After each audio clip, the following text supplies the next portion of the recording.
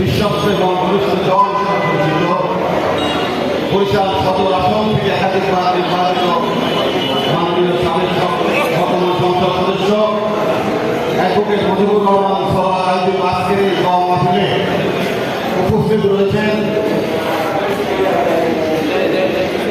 এখানে হবে তাই আপসী বাংলাদেশের জনগণের মাঝে যুগ যুগ ধরে অম্লান হয়ে থাকবে।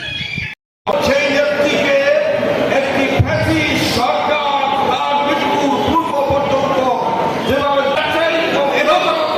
তাদের বিচার হচ্ছে, আজকের এই জন্মবার্ষিকীতে আমাদের